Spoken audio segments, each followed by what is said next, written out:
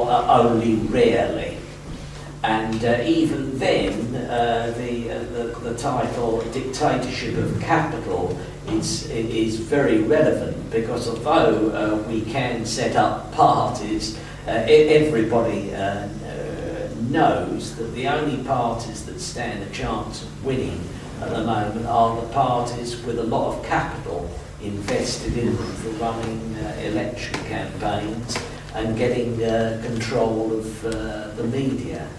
And so, and apart from that, when the workers start their working week on a Monday morning, they realise only too well that whether they use that term "dictatorship of capital," of course, is another thing. But they know they can't question the decisions of their line managers or their bosses or the shareholders of the companies that they work for.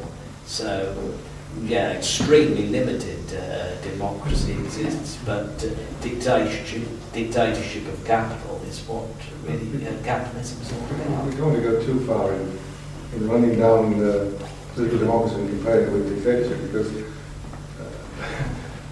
in Eastern Europe, the regime that was established in Russia, I mean, Stalin's supposed to have said it, there are two-party system here. One's in power, the other's in the labour camp. Things like that. So, what happened in Eastern Europe, it was something to be welcomed. The collapse of state capitals, because it didn't usher in pure democracy, but at least it allowed people to have meetings like this and to publish papers and things that we've got published in Polish and Czech, which we wouldn't have been able to distribute before. So I mean, we don't want to say what we've got. There's no difference between what we got here and what existed in Eastern Europe and what still exists in Iran and China and places like that. So, but it's so I mean, I think we would welcome some of the changes that happened, because they make it easier for us and for the working class in a sense as well. Yes, I'm not saying, obviously we have got some degree of democracy, which is significantly greater than what exists in China and North Korea and what did exist in Eastern Europe. And it's significant enough for us to be able to form a socialist movement and move on from there. But all I'm saying is really an argument to counter mainstream political thought in the world, that there is some significant democracy, that democracy is sufficiently great to give freedom to the population. In reality, when they're at work, and because of the power of money and capital over our lives, it does restrict that freedom enormously, which is why we need a socialist revolution. But I wonder how far these privileges would extend that we have today if there was a real threat to the capitalist system.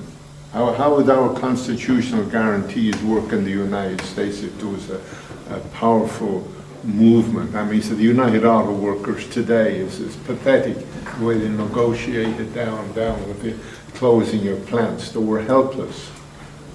So there was no serious threat to capitalism from the workers. Or if there were a serious threat, how would these constitutional guarantees, would they prevail?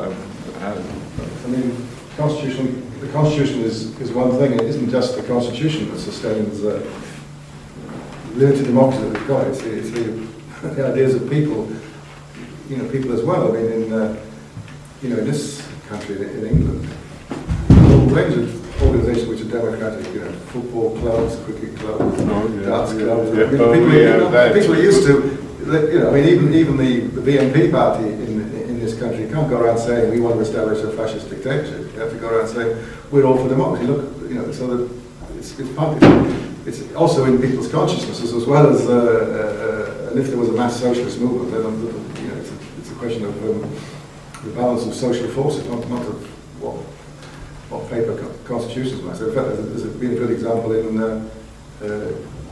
Britain just this week. There's been a whole series of unofficial strikes on construction sites, which are illegal. We can't have but the employers haven't invoked the law. I mean, they negotiate a settlement because they realise that it'll be more trouble than it's worth to take all these workers to court. So well, it's the real balance of forces rather than what the Constitution says. I mean, I don't know if I'm not very good on American history or even British history. I mean, if we maybe look at what happened to Eugene Debs and his treatment, with still a very limited socialist sentiment in the US. It was a very poor treatment that his organisation and he himself endured. Even despite the constitutional freedoms that the US guarantees to its citizens. Should there be any resurgence of socialist sentiments in the USA? I mean, that might recur, that kind of repressive treatment. That repressive treatment was during a war.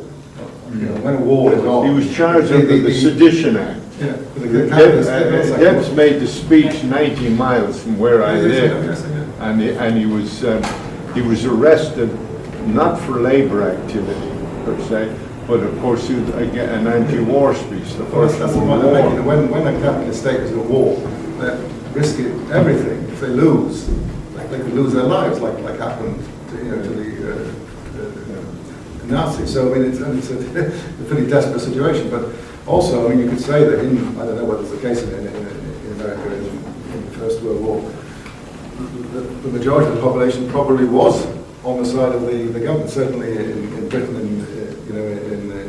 in the Second World War. So I mean, if you take on a capitalist state at war, they're not going to worry about constitutional niceties. But I mean, that's a rather different situation from what we're envisaging. It would be a majority of the population, or a large majority, a large minority of the population in favour of socialism. It's not quite the same thing as I mean, for instance, during the last war, the members of the Socialist Party decided they weren't going to face the state head on by saying it's a capitalist war. So what they did was they had articles about war between Athens and Sparta. You have to read between the lines that it's talking about the war that's going on. So I mean, it's a bit of a silly, foolish policy to do. The anarchists tried it and they ended up in prison. You're not going to beat the state, which has got at war with majority support for the war.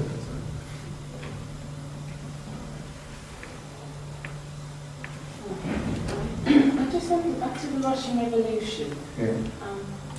What would have been the best method, do you think, to carry forward after the 5-day siege? What do you think of Maoist policies where there would be a peasant revolution? Do you think that would be a superior method to establishing socialism compared to a Menshevik methodology? Well, I mean, this other party I mentioned, the Social Revolution Party, was essentially a peasant party, and their policy on paper was that the land should be given back to the peasants, which in fact was taking place anyway. Whatever the Constitution said, the peasants in that period after February were taking over the land of the. Whether they were doing the things that Gwynne says they were doing to their landlords, I don't know. But they were actually taking the land themselves. But of course, that's not socialism. And when the official Bolshevik policy was that the land should be commonly owned, but when they seized power, the third thing was to say that the land